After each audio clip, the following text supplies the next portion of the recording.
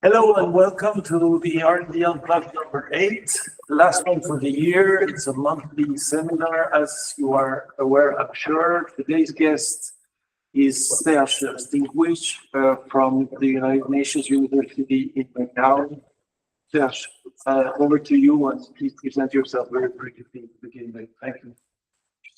Thank you so much for the introduction. So maybe I can start to introduce myself. So I'm Serge Stinckwich. I'm a computer scientist, and I'm also the head of research of the United Nations University, and one of the institutes, because we have many institutes around the world, institute in Macau. So in our institute, we are mainly focusing on digital technologies and the impact, including AI. And we talk a lot about AI, more specifically, and the impact of digital technologies on the sustainable development goals, so on the sustainability issues. So maybe my title of my presentation is a bit too complex, but just want to discuss with you a little bit about the fact that we are using more and more AI for taking collective decisions. So policymakers are particularly use this kind of AI and other kinds of tools for taking decisions for countries, also in international organizations. And this is at the same time a benefit for the society, for the world, but also there is a lot of risk to identify and discuss with you about all these risks. So let's start with the bad news. Sorry about that.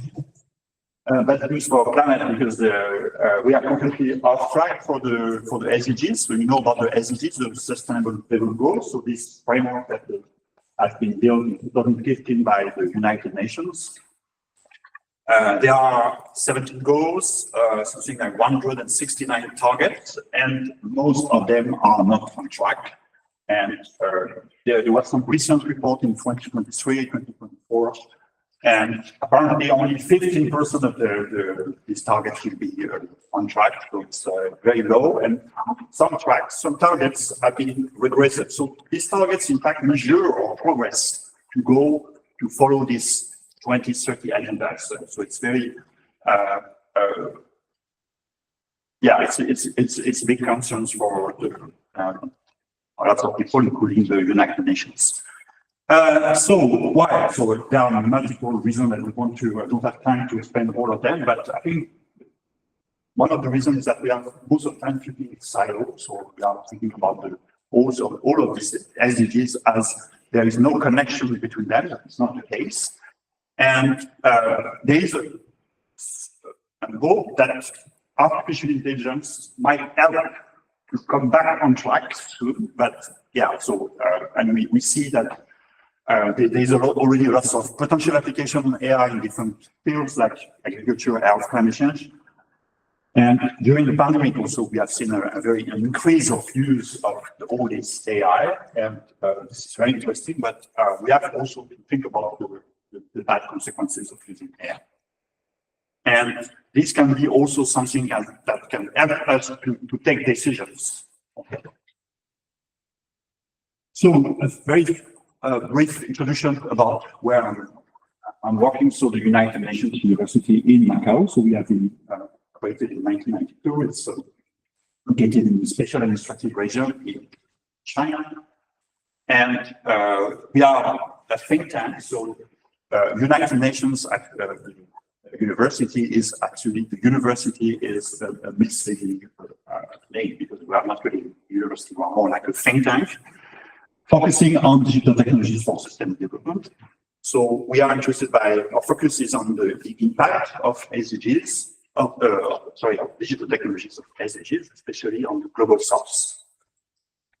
And we are very multidisciplinary, because we are thinking that in order to solve complexity of all these issues, we need some computer scientists for sure, people like me, but also people from other disciplines, social scientists, data scientists, people working on communications, on global health. So I'm leading a very small team, but we are trying to address all these different concerns at issues at the same time. Okay, so we are working basically on two different research priority. The first one is that it's about the complexity of the work. So I have a complex system theory background, and when we are looking at the SDGs, it's the weak, what we call weak problems, because when we try to find solutions, sometimes the solution are even worse than the solution that we develop at the beginning. So how we can have a more integrated, holistic approach to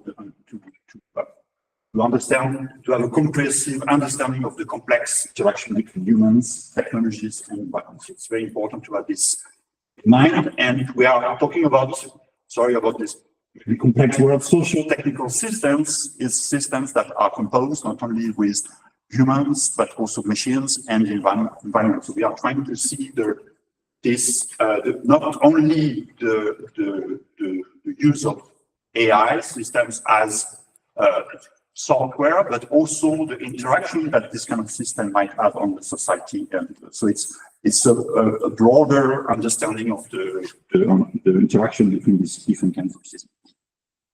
And then we have a second priority in our institute, working on a bit complementary to the first one, is that we need to also put the human in the center. So how we can have how we can promote more human values in digital technologies.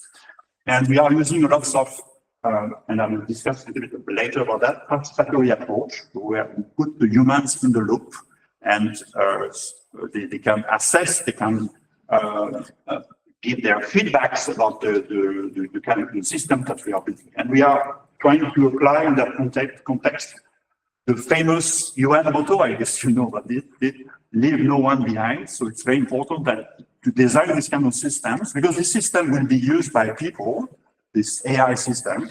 And so it's very important that, and we all know that this technology has positive and negative feedback. So it's very important that the people that might be impacted by these technologies are also part of the design of such systems. So we have been working with different communities around the world. And I will give you one example of the project that we have conducted recently in Kenya, Brazil, and in Vietnam, and where we engage the citizens, the stakeholders in the designs of computational models. So because the idea is not only because most of the time when we build computational models in order to understand the specific phenomena, for example, I've done a lot of work on epidemiology, for example, we are just considering the accurate epidemiologists, but not that much the communities that might be impacted. So it's very important also to try to put everyone around the table, because the idea is not only to produce better science from the science perspective, but also to empower the marginalized people at the same time. Okay, so basically what we are trying to do is this computational collective intelligence. So how we can put together humans and machines. Humans, machines have different characteristics. They have different, we can combine them, but there are also lots of issues when we try to combine this humans and machine intelligence together. So we are working, basically, our mandate is to work on that specific issue, how we can combine the humans and machines together to try to solve some of the pressing challenges of the world. Okay, I don't have time to explain everything that we are doing inside our institute, but I just want to give you some of the work streams, the current work stream that we are doing. So we are working a lot on inclusive and responsible AI. And what is maybe a specificity of the United Nations University compared to other universities is that we are doing lots of activities as a policy think tank. So we are not just doing theoretical research, but at the same time, we try to provide recommendations, policy recommendations to member states and or other UN entities. So for example, I give you some examples of two of our recent reports. We have been working, for example, with the government of Mongolia recently to assess the AI landscape and try to identify how we can promote more ethical use of AI in Mongolia. And another project that we have done recently It's also about having more gender sensitive AI policies in Southeast Asia. So it's a project that we have done in 5 different countries: Philippines, Indonesia, Cambodia, and Malaysia, and Thailand. Okay, so gender and technology is also something that is very important for us. So our technologies can empower women, but also we are trying to understand also the risk for women when this kind of systems. We all know about the bias of AI systems. It's very important to fight this risk. And finally, the last part of what we are doing inside of my institute, and I will spend more time on that, is how we can use AI and combine AI with collective intelligence to have a more inclusive decision making. Okay, so let's start to talk a little bit about policy making. And we have seen, I think since the COVID time, we have seen more and more people using computational models, including AI, in the context of policy making. So the governments, the international organizations, they are trying to use more and more this kind of systems.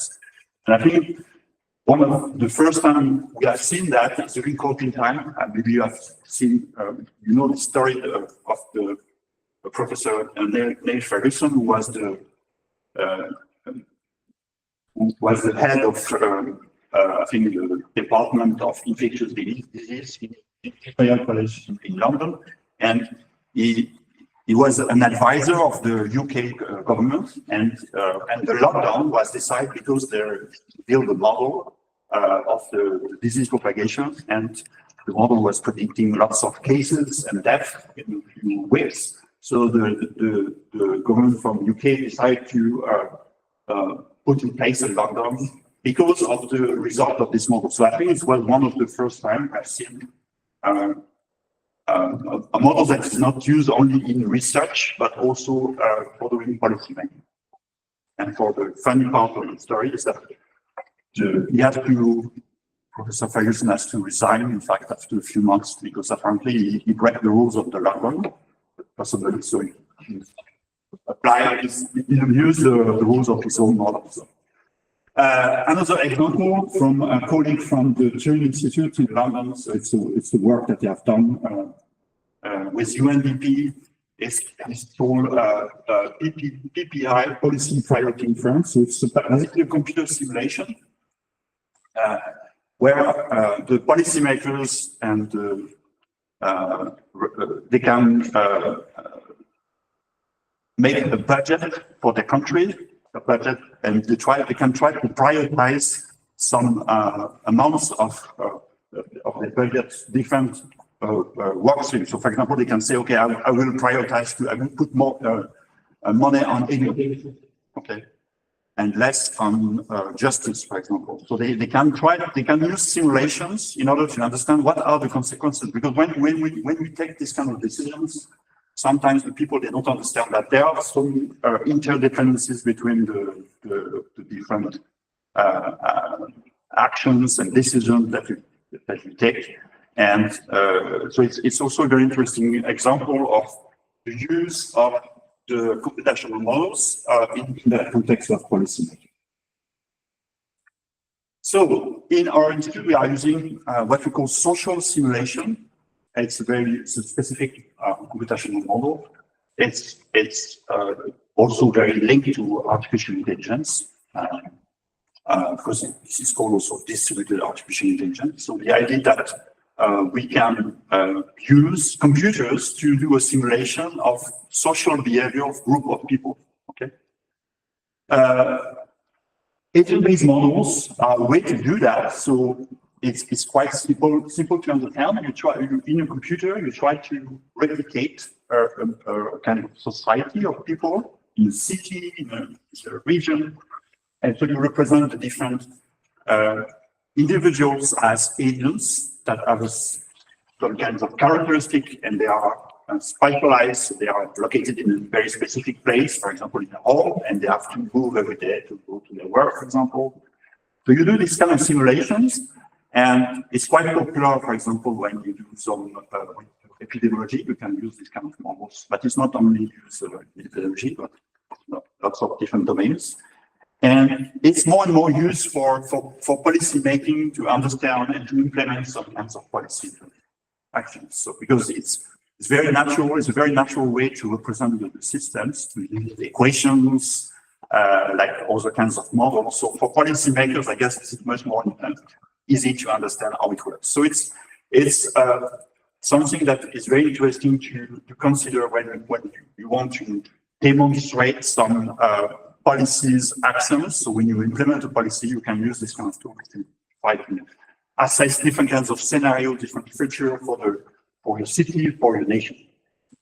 And so this is some examples of use of agent-based social simulation for migration, for land use, in the context of crime, for example, for predicting crimes.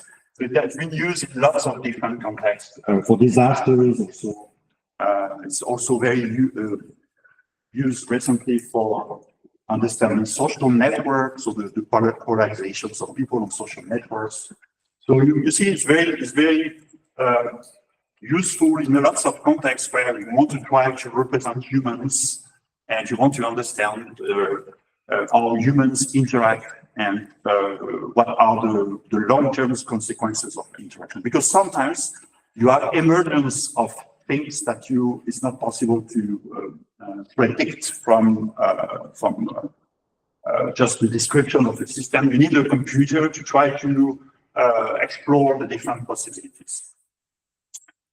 And so in my team, we are starting to work on that since 2 years, and we have, for example, I have one of our colleagues who just published a paper on the use of agent-based models in the context of poverty mitigation policies. I have used also these agent-based models in the context of the next pandemic. So it was with 3 different countries. We tried to discuss with local communities to see how they are impacted and how they contribute to the management of resources during pandemic.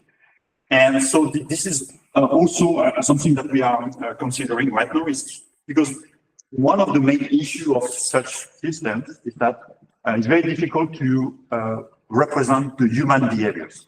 Okay, very difficult because the human behaviors is very unpredictable. It's very cultural dependent, depending on if you do a simulation, for example. If you use a simulation that we have done in Global North in Sweden, for example, it's very difficult to reuse this simulation in another context in Kenya. So how we can use AI to ease the process of building this kind of simulation. Okay, and so we have started to use large language models, so ChatGPT, this kind of tools, in order to build the brains of such systems. Okay, because what is very interesting with large language models and this kind of ChatGPT tools is that they are very good to summarize human behavior, and we have seen recently some papers where the people they use large language models to do surveys, for example, and apparently surveys done by large language models are better than surveys done by humans. So it's very strange because at the same time we have to think about the ethical consequences of using this kind of tool, but there are some abilities to reproduce in some way the human behavior. So we are trying to explore that because people are already start to use that in computational models. So they use this kind of system to reproduce the human behavior. So we have to understand what would be the benefits and also the risk of using such large language models. Okay, so let's move now to the risk, because if you want to use this kind of computational models driven by AI, maybe for addressing issues in the global south, for example, there's a main issue is the problem of the representation of the people. Okay? Because we have lots of data in global north. It's quite easy to have an understanding of what the people are doing, but in the global south, it's much more difficult. And you have maybe heard about this data device, about the marginalized communities, because we don't have that much information about the way they behave. So for example, for women, for specific cultural group, it's very difficult to know exactly how we can make a simulations that will be close to the reality, because we have no idea about it. So this is a problem linked to the data scarcity. So it's because we don't have that much data about in some countries, and we all know that this is also impacting the SDGs, because we have no way to measure if we are going in good way or not, or for SDGs, because we have no information about that. So how we can try to find some solution for that. So we need to find a way to have a better understanding, a better representation. And so we have to think about a more responsible use of this kind of social simulations and AI tools in that context. And there are different kinds of solutions.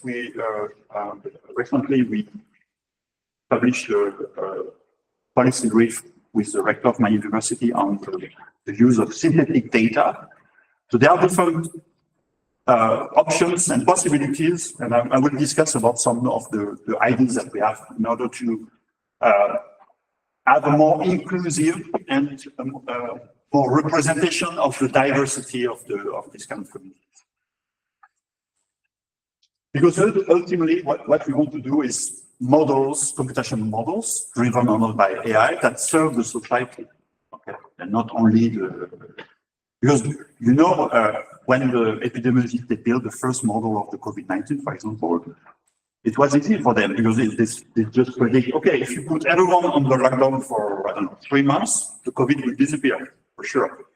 But at the same time, you have consequences on the economy, you have consequences on the well-being of the people, and these consequences were not included in their models. They were just thinking about the disease propagation. So it's very important to not only think about the scientific phenomena that we want to target, to study, but also think about, especially when we are modeling humans, it's very important to consider the different dimensions. So the economic dimensions, the well-being dimensions are also very important. Okay. So the question that we try, the research question that we try to answer is how to ensure more inclusiveness in AI decision-making models. Okay, so how we can ensure that when the policymakers they will use these kind of tools, they will not forget about some kinds of communities, some kinds of marginalized populations. Okay. It's a very important question. And I want to explore with you some ideas. I will focus just on the two first ones because we don't have time to explore the two other ones, but we can maybe during the question Q&A we can discuss about the other ones. So I will focus on the methodologies that we are using in Simon Institute. We call participatory modeling. So the idea of inclusive for other kinds of communities, and also a new project that we have started recently called AI Voice. So participatory modeling. So I will present you a project that we have done recently in 3 different countries, in Brazil, Vietnam, Kenya, and Vietnam. And the idea was to explore the impact of the next pandemic on the management of resources. So when the health facilities, the hospital has to work with local communities. Okay, so we want to explore this kind of interactions between, because it happens during COVID that there was not enough resources in the hospital, so the communities help the hospital to manage that. And we have been doing that through the use of this methodology called participatory modeling, where so we organize some kinds of workshops in different countries So workshop with citizens, workshop with stakeholders, so people who are from the government, people who are from the who are managing hospitals.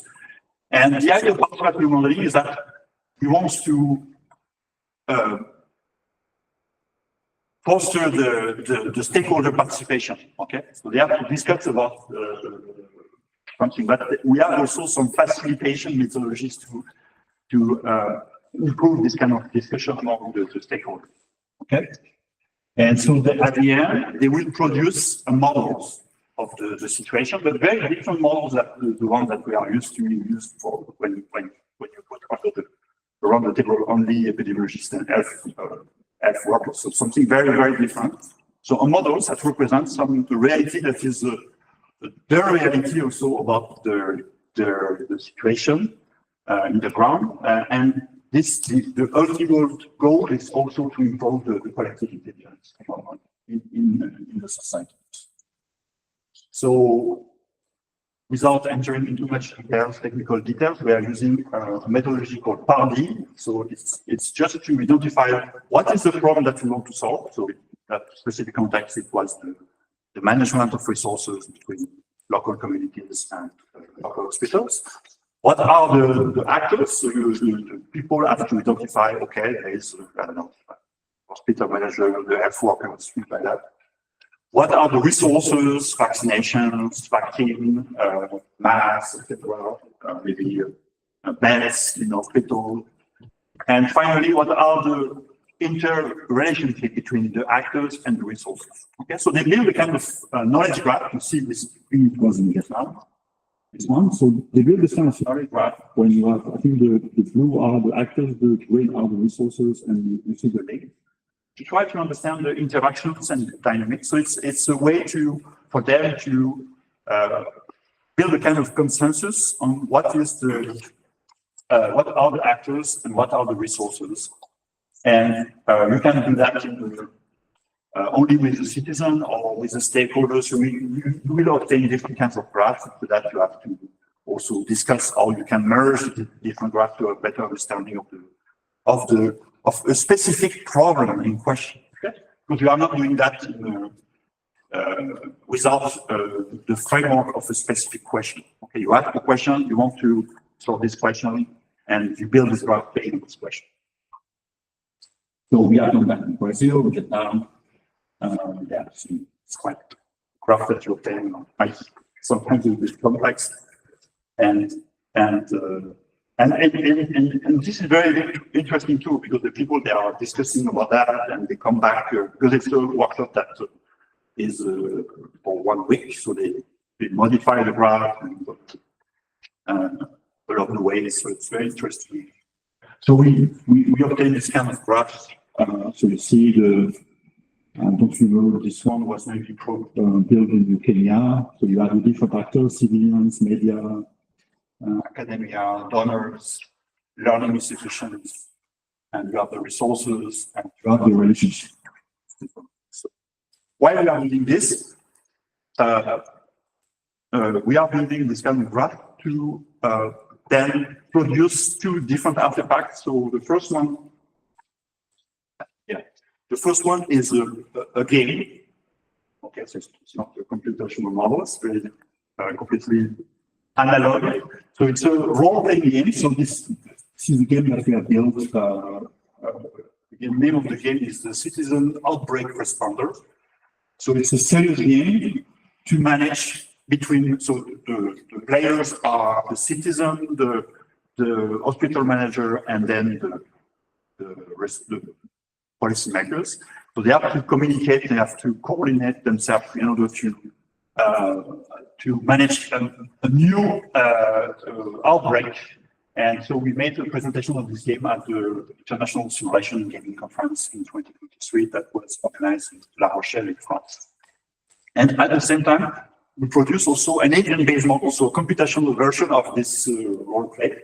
Okay, because it's very interesting, this kind of role play with people, but the problem is that it takes some time to explain the rules, the games, and you can do a few turns, and after that, the people start to begin with boards.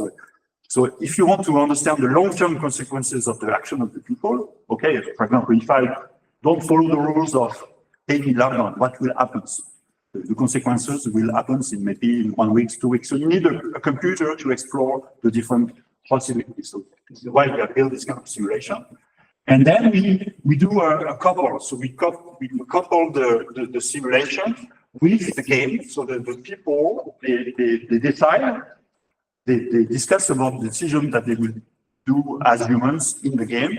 And this is an input of the game. So we do a few days of simulation, and then the input is sent back to the player.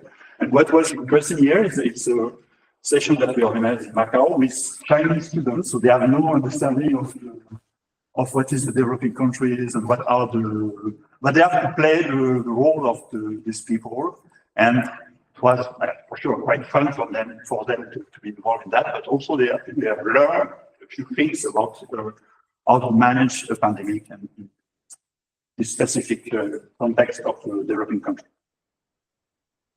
Okay, so maybe I will skip this and still time.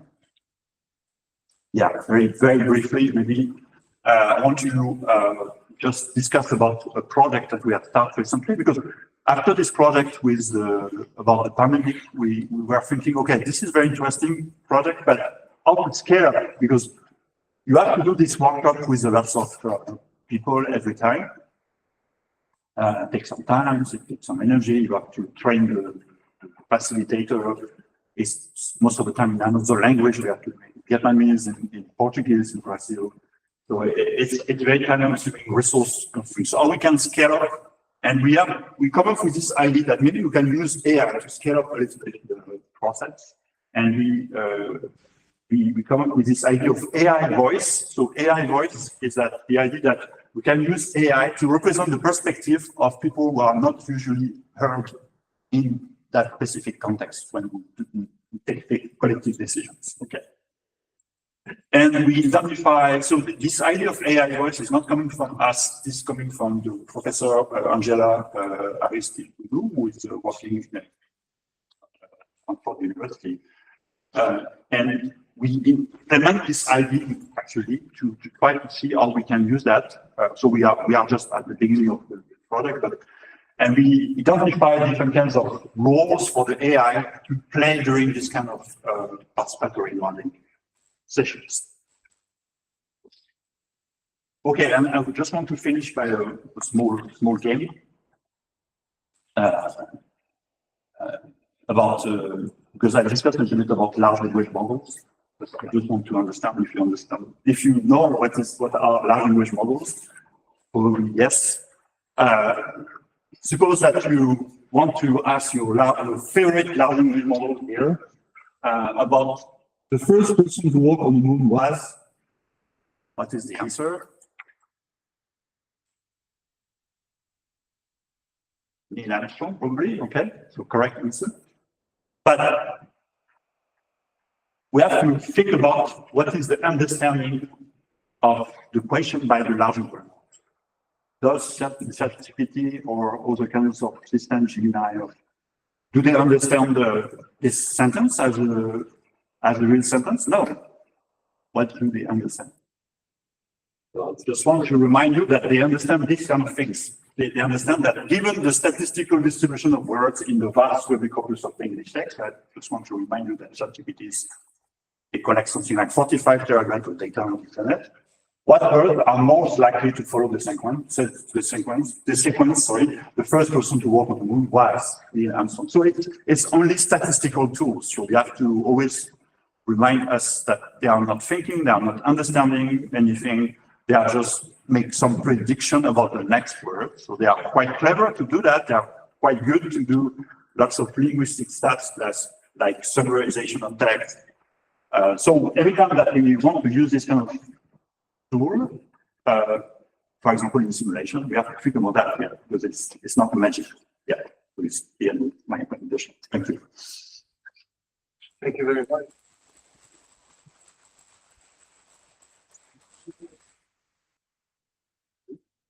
Yeah,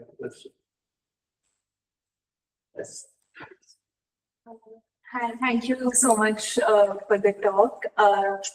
So originally I come from India, then I worked at the OECD. So I'm talking from both of these two different perspectives that you're within, particularly in the development community and in the, as you rightly mentioned, there's such a need for context specificity. Like the conversations in the global north are very different, especially around the AI, because these countries are far, like the social indicator rates, the literacy rates, but also they're far more in a different place in their green transition pathways, because that's what is going to be the next thing causing labor market shifts, employment, etc. Because like a major topic, certainly in India, but also in the developing world, about decent jobs and the unemployment rates, basically. And also that the people who are going to lose out on their jobs are not really the sectors where green transition is going to create jobs, and they're not the people who can take up AI compatible jobs per se, and there's this big risk of when it comes to training courses, skilling courses, these are also the people who are less likely to follow through the course or have the disposable time or to do any of it. Which is why sometimes these conversations around AI make me a little bit skeptical, because it is a risk of exacerbating not just the gap between global north and global south, but also like within the country inequalities, etc. So I don't know, it's not a question, it's more of a reflection that what in your sort of experiences that given the constraints that there is data gap, particularly gender data gap in low middle income countries, how do you think that, computational AI, how can these, from a governmental public policy perspective, be used in a way which doesn't exacerbate the situation? I agree with you that we might see with the use of AI, where we might see gaps between people, between the countries. At the same time, I'm still optimistic, because I was recently attended the deep learning in Dakar conference that is organized every year in Africa, different countries, and it's only grassroots researchers, so only researchers from Africa, and there's lots of activity, so lots of interest also from local communities on this kind of tools. Yeah, even if there is not that much data gap. So there are a local interest also for the people to, for researchers, for people from the community, some people from the community, not all for sure. But to use this kind of tools to empower the countries. So I'm still a little bit optimistic. Yeah, but at the same time, I'm also very worried about the use of AI. So in the context of computational models, so because most of these computational models are based on data, so based on data. Yeah. So it's a real problem, because if we don't have the data, it's very difficult to establish this. And this is maybe a little bit to one of the. Maybe I can skip to this slide directly. Yeah, I will type that. I think this is linked to what we want to do. In order to, because there is also lack of incentives for researchers, AI researchers, to contribute for social good. Okay. So how we can try to solve this? So we are trying to think about how we can have AI to social good research so in countries where you link communities and researchers and policy makers together to try to develop systems that are contextualized, maybe try to collect data with the help of the local communities. There's no incentive to do that, because for researchers, most of the time, what the only incentives right now, even in global south, is to make publications, have a better HI index, but not that much contribute to the local community. Okay. So how we can think about new ways of new governance method framework in order to connect more the research, the communities, and the policymakers. I think this is maybe, something that we want to promote. I think there is also the use of synthetic data that might help you a little bit. So synthetic data is the idea that you can, because we have a scarcity of data, so we can produce synthetic data to, for example, explore different kinds of solutions, policy, actions on data that is not collected on the ground, but data that is produced by another system. So it's not magic. There is also lots of issues when you are doing that, but it's also something interesting to explore. When we have lack of data, we can, for example, create some specific data based on some kind of statistical distribution and try to. And I know, for example, this has been done by the World Bank. They make a data set of an entire country, imaginary country. So they build the household of this country, so the compositions of the household, the individuals with their different characteristics. And so it's millions of individuals that doesn't exist, that represent a specific country or a low-cost country. And you can, after that, do some simulation and try to explore different kinds of actions. Because it's also, you have no issues related to privacy issues, for example, it's completely fake. Synthetic. Sorry. I don't know if I answer your questions. Thanks so much, Sarah. It was super interesting. Just take your time. Yeah. Yeah, sure. Yeah. It was a super interesting presentation and very clear as well. I really liked it. I have a question, like you said, computational model needs to be fed with data, right? To be accurate and to work properly. So I'm just thinking, how can we collect even more data? And I don't know, but for me, I just suppose that going on the field and do field research, like to get the insight from the population and from the humans is part of collecting data, right? So it's not really a question, but I would like to have your point of view on, so the AI research is going to go up more and more. What about the field research, I would say? Like, like going to do qualitative research and interviewing real people to get more data and to feed it to the computational system. What is the point of that? Yeah, I think field research is very important. It's, yeah, for sure, for computer scientists or even people who are building models, we are forgetting about that. I had the privilege to spend 2 years in developing countries, in Cameroon and Vietnam for 2 years. And it makes a difference because I see how people behave, what are the specific needs. I think it's, I didn't do any specific research field, but I understand that this is very important. This is why we need also to think about having, not try to use AI systems coming from big tech companies in the government and try to, without any context, try to use this kind of system in the south or down countries because it doesn't work. We have to need some specific contextual data. And so it's important to discuss about that much, but also open source and open access. So because it's something that you can contextualize. If you have an open source platform, large language models, you can contextualize this in your for your specific needs. You don't need to train the systems because it's very source intensive. So you can use that for your specific needs. So it's all these kind of tools might be more used, and this is what we are doing. We are doing the promotion of such tools in all of developing countries, so they can use these tools to do their work locally, try to import some tools that are not for them, for their local context. I think it's very important.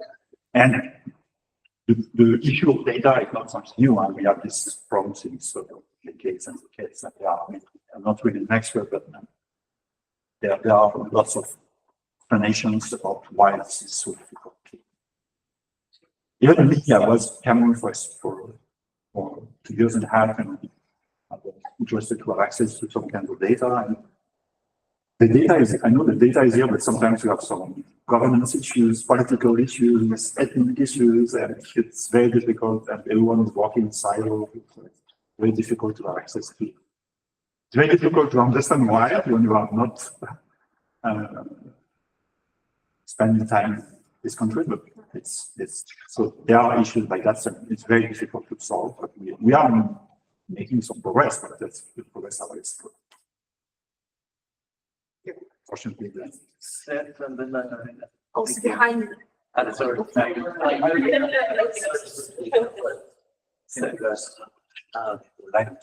How receptive is your audience to ABM? I know it can be kind of dazzling and confusing, and other people, they're like, I mean, the most common reaction, especially the people who don't do it, is, oh, it's oversimplified and it doesn't, it's not real people.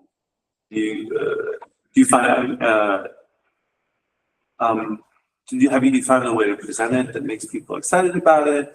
Or you find that people are more receptive than you expect? Or? I think it depends on what you want to do with ABM. In fact, if you want to do, for example, if you want to do prediction, it doesn't work because you are always missing some part of the reality. And we have seen that during the COVID crisis. You can do prediction, very short-term prediction, maybe 1-2 days, but it's very difficult to. And the people, the main issue is that you are simulating the behavior of people, but the people adapt to the situation. So it's very difficult to. Yes, you're right. There's different kinds of models also. You can use theoretical models to study some, I don't know, propagation of ideas in networks, things like that. You have more complex systems to understand. I remember I used a model coming from a team from Sweden. It was very complex models with all the dimensions, economic, well-being, transportations, vaccinations, lockdown. So we have all the dimensions, but these kind of models are sometimes doesn't produce something interesting because there's so much complexity. It's very difficult to enter the good parameters. And and especially when you want to use this kind of models in a very different context. So I was trying to use these kinds of models from Sweden to the context of Kenya. It's not working because there's lots of assumptions in such models that, for example, the transportation in Sweden, this is private cars and all these public transportations. There's no, for example, shared cars like the one that you can find in some places in Africa, or you have lots of these kind of assumptions that are put into the models and very difficult to remove because you have to completely rebuild the model to remove them. And so, yeah, so for sure there are lots of issues like that. I think one of the solutions is to use participatory modeling because you have the inputs. You are not building your models only on the expertise of health expert or epidemiologists if you use this kind of models, but you are also the inputs of the people today. And in this kind of methodology also is very important to come back to the focus of the people from time to time. Okay, this is we come up with this model and this is working like that. And do you agree? Is it kind of is it a good representation of the people in your communities or not? So you have also this kind of feedback, and it's these kind of models you need to try to modify them along the way. So it's not something that you do just one time, you do it multiple times. This is why this is also time consuming to do these kind of things. So much more precise, much more attuned to the local context, but much more difficult to, and this is why some scientists and modelers, they want to do something quicker because they want to publish their work and spend 2 years just to put something more. But I think this is interesting to have this kind of thing. I don't know if I answered the question because it's not clear. It's quite difficult to answer questions. Thank you. You want to go first? So it's really interesting to raise the whole point about the participatory modeling. I want to ask a bit about this aspect. So indeed, when you're doing an NPA, there's a lot of decisions that the modeler is making about weights, about relationship, about your whole kind. And the people who are voting on this thing can explicitly explain all this aspect. So, and it always be the case. Yeah, because we know that. that's complex. So there is an element in which the model is a black box. Like some aspect of, first of all, how you deal with that. And B, isn't inserting AI even increasing the kind of black box aspect of the model? Sure. Yeah. We have lots of black box at the end. So it's, yes, it might be an issue as well. And This is why we have to put the human in the loops because it's, if you are, it's not a magic wand, so it's not something that I will produce my models that will maybe use large language models to have something more close to the human behaviors. But you have to put somewhere the human somewhere to. So do you do a case where someone from the community that is involved is also getting into the stage that they design or write the model? Or is that something that? I know that this kind of models has been used a lot because this kind of models have been designed originally by CIRA, the French agricultural institute in France. So they have been using that in Africa for a very long time, more than 20 years. So they use that in the context of renewable resources. So when people, for example, they have land conflicts between different use of the land, so farmers, other kinds of land use. So they go to some village and they use these kind of tools. They have a computer, they build, but they are not asking local people to build models, but they have this method, for example. They build a kind of understanding of shared understanding, because this is very important to have the point of views of everyone, including simulation. And so they do a first simulation, they showcase the model in front of the village that people can interact. It's not perfect for sure, but they can interact, they can kind of give their feedback. And this kind of approach apparently is interesting because you have also you also empower the people because you ask the people to be part of the construction model. They make some benefits. What they do, what they are familiar here with their work.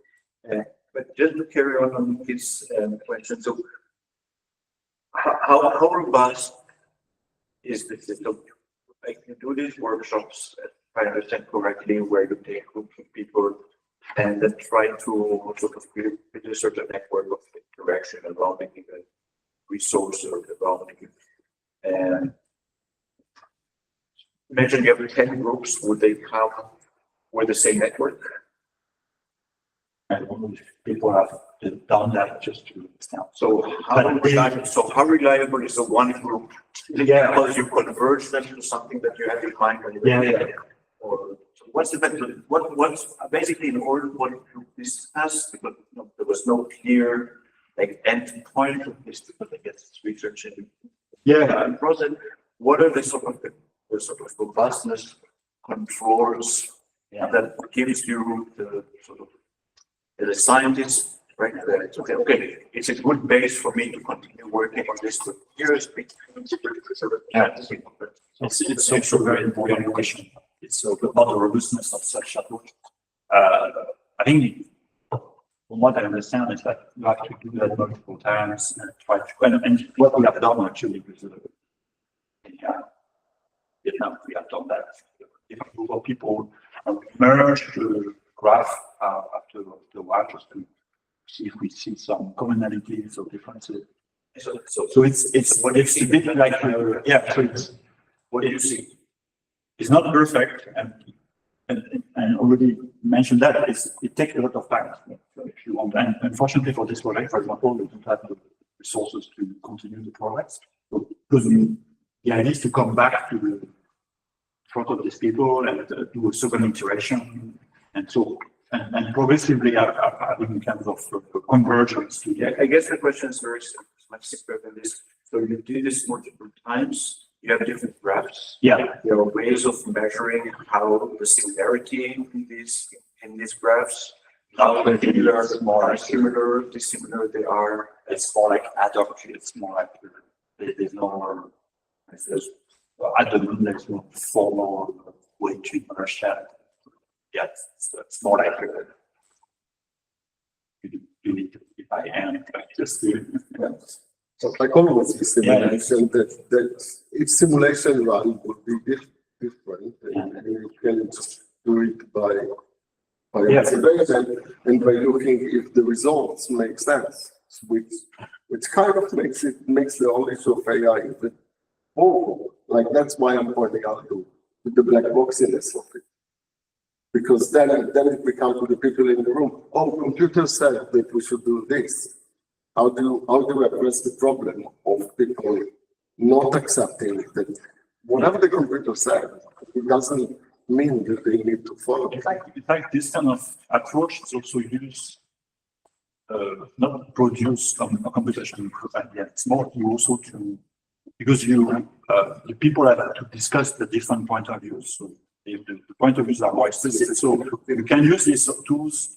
Even if you don't produce the models or valid models at the end, this is something useful because along the way, this kind of approach, you build kinds of discussions among the community. So it's interesting also to make some kinds of decisions. Yeah. But yeah. Yeah, I can see it really helpful in the game that you showed. I assume that you can really produce quickly the personas using something because you do want to get something that it's average, that it's kind of what AI, what LLMs are good at giving you the average kind of description of what. As we already said, it's full of assumptions. Even if you build this kind of game, you have to decide, okay, what is the priority? Because if you want, again, it's something simple. If you want to play the game, if the game is too difficult, it's not playable. So you have to take a decision. Okay, I will not consider this kind of resources because it's too complex to model, or I would just simplify the game. So yeah, you have the know-how of people who are playing this kind of game or building this kind of game, so they can help to have something more playable at the end. But yeah, it's still a bit. It's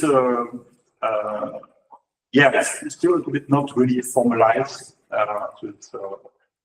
So yeah, there are for sure lots of research to be done here to better understanding of how to build this kind of system. We need to wrap up. Last question, or you have? No, I mean, I was just curious about the AI voices. You mentioned you are only starting that project, but how are you elaborating that? Like we have these similar discussions, and some collaborators of mine wants to use AI voices to represent patients sometimes. It creates lots of ethical and critical debates. So how are you guys elaborating that based on which type of data? What's your return on experience? Yeah, so actually we have done one workshop recently on that during one of our, we have an institute in Europe, in Bonn, working in UNU EHS, working on environment and human security, and we have done recently a workshop on AI and climate. So we have made a session of this one of the session was about AI voice. So the idea of trying to use AI tools to amplify the voice. So it was in the context of climate change, but works in. So it's, and normally we are working right now on the blog post series. So if you look at our website, we have more information about that. And we during this workshop we discuss about so with different people coming from computer science, AI, but also people coming from communities. So we invite 4 or 5 people, researchers who are working with local communities in Africa and Southeast Asia, and they criticize a little bit the idea because it's also we might see a lot of ethical issues also if I use this kind of tool, so criticize the idea. So it's still an ongoing work, but you should see some kinds of results of this work, and if you want to be part of the conversation, you can join a group of people. So we stop here. Thank you very much, you guys.